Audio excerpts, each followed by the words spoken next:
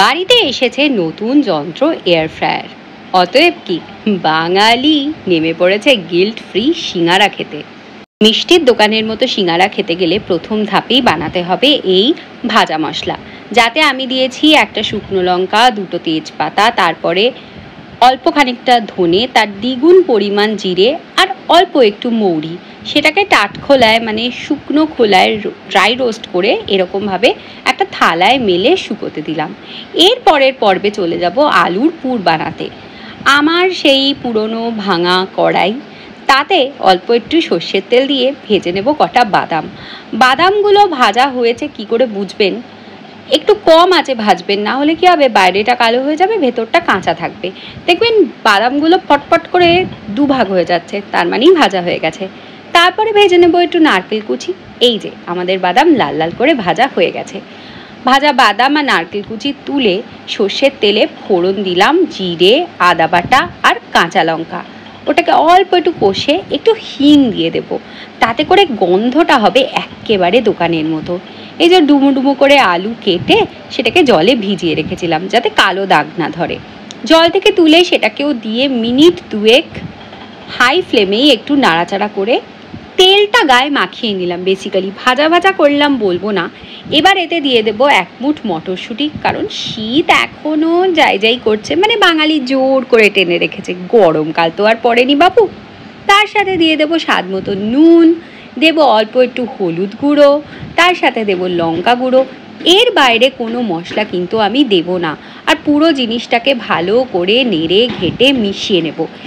এই পর্বে মনে রাখবেন, আপনারা চাইলে টমেটো দিতে পারেন, কিন্তু আমরা যে দোকানে সিঙ্গারা খাই সেটা একেবারে ঘটি স্টাইলের সিঙ্গারা, অল্প একটু মিষ্টি মিষ্টি। আমরা এতে টমেটো দিই না। আপনারা চাইলে সেদ্ধ আলুর সাথে আদা গোলমরিচ দিয়েও পুরটা বানাতে পারেন, আমরা এভাবেই ভালোবাসি। এরপর খানিকটা কিশমিশ একটু জলে ভিজিয়ে রেখেছিলাম, কিশমিশটাও এর মধ্যে দিয়ে দেবো, আর ওই ভেজানো জলটাও তার সাথে ঢেলে দেব, দিয়ে একটা ঢাকা দিয়ে একটু সেদ্ধ হতে দেব। এখানে ট্রিকটা বলি, আলুটা কিন্তু গলে ভ্যাদভ্যাদে হবে না, মানে বেশ গোটা গোটা টুকরোই থাকবে, কিন্তু সেদ্ধ হয়ে যাবে। এদিকে ঠান্ডা হতে দেওয়া ভাজা মশলাটা দেখুন এরমভাবে মিক্সিতে ঘুরিয়ে নিয়েছি। এবার চলে যাব সিঙ্গারার খোল বানানোর পর্বে। প্রথমেই ময়দার মধ্যে 1 চামচ মতো ঘি দেব, তারপরে দেব বেশ খানিকটা তেল। এই ময়ানটা কিন্তু খুব জরুরি, কারণ আমি সিঙ্গারাটা বানাবো এয়ার ফ্রায়ারে। তাই যদি এই ময়ানটা বেশি না হয়, না সিঙ্গারা খাস্তা হবে, না সেটা খাওয়া যাবে।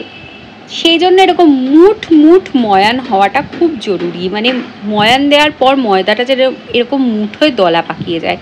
এরপর এর মধ্যে দিয়ে দেবো অল্প একটু চিনি। না বাপু, আমার আইডিয়া নয়, শেফ রণবীর ব্রারের ভিডিও দেখে আমি জেনেছি এয়ার ফ্রায়ারে ময়দার কিছু ভাজতে গেলে একটু চিনি দিলে তবে গিয়ে বাইরের ওই বাদামি রঙটা আসে। ময়দাটা খুব ওভারডু করবেন না, মানে জাস্ট মেখে রাখবেন। এদিকে দেখুন আমার আলুর তরকারি কিন্তু রেডি। এবার হাই ফ্লেমে জলটা টানতে দিয়ে দেবো, আর তার সাথে মিশিয়ে দেবো 1 চামচ চিনি। আগেই বলেছি পুরটা হবে একটু মিষ্টি মিষ্টি। এবার ওই গুঁড়ো করে রাখা ভাজা মশলাটাও বেশ 1-2 চামচ মিশিয়ে দেব, সাথে বাদাম ভাজা আর নারকোল ভাজাটাও। তৈরি আমাদের পুর। নিজের স্বাদ মতো দয়া করে নুন মিষ্টিটা অ্যাড করবেন। আপনাদের যদি মিষ্টি তরকারি খাওয়ার অভ্যেস না থাকে তাহলে মিষ্টিটা কম দেবেন। এই আর কি, জলটা পুরোপুরি টেনে নিতে হবে। পুর হবে এরম গোটা গোটা আলুটা সুসিদ্ধ অথচ শুকনো। এবার আমি সিঙ্গারার খোল বেলবো। আগেই বলছি ভিডিও করার জন্য এক হাতে বেলছিলাম, আর আমি কোনো কালেই গোল রুটি বেলতে পারি না, তাই নিজ গুণে ক্ষমা ঘেন্না করে দেবেন। আমি এক হাতে ভিডিও তোলার জন্য সিঙ্গারা মোড়াটা আপনাদের দেখাতে পারবো না। এরমভাবে অর্ধেক করে কেটে নিয়ে খোল তৈরি করে কিভাবে পুর ভরতে হয় এটা আপনারা এর আগে বহু ভিডিওতে দেখেছেন।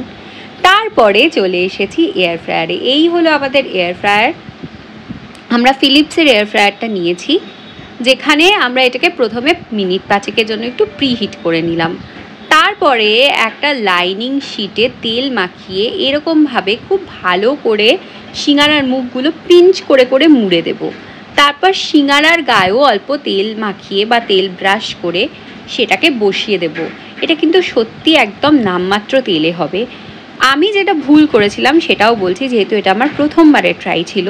আমি 180 ডিগ্রিতে 10 মিনিট দিয়েছিলাম, আপনারা 200 ডিগ্রিতে দেবেন। আমি 2 ব্যাচে বানাবো, সেটা দেখলেই আপনারা বুঝতে পারবেন যে দুটো ব্যাচের মধ্যে কি তফাৎ হয়েছে। ভালো করে হাত দিয়ে আরেকবার কোণগুলোকে ভালো করে মুড়ে মুড়ে দিলাম যাতে খুলে না যায়। কিন্তু সত্যি কথা বলছি, আমার মনেও অনেক সংশয় ছিল এয়ার ফ্রায়ার নিয়ে, যে আদৌ হবে কি, সত্যিকারে ভাজার মতো হয় কি টেস্টটা। কারণ এর আগে আমি একজনের বাড়িতে দেখেছিলাম এয়ার ফ্রায়ারের রং আসে না। সেক্ষেত্রে বলি, আপনারা যদি এয়ার ফ্রায়ার কেনার প্ল্যান করেন, অবশ্য করেই ফিলিপসের এয়ার ফ্রায়ার কিনবেন। কারণ অন্য কোনো এয়ার ফ্রায়ারেই র্যাপিড এয়ার টেকনোলজিটা না থাকায় কালার দেয় না। এই দেখুন, আমার সিঙ্গারা রেডি হয়ে গেছে, মোটের ওপর কালার এসে গেছে। এটা ছিল আমার প্রথম batch, this was my second batch. আর ভালো করে দেখুন চাটনি সহযোগে কি ভালো খেতে হয়েছিল, কি বলবো। ভিডিওটা ভালো লাগলে আমাকে ফেসবুক থেকে ফলো, ইউটিউব থেকে সাবস্ক্রাইব করুন, আর একটু কমেন্টে জানান কেমন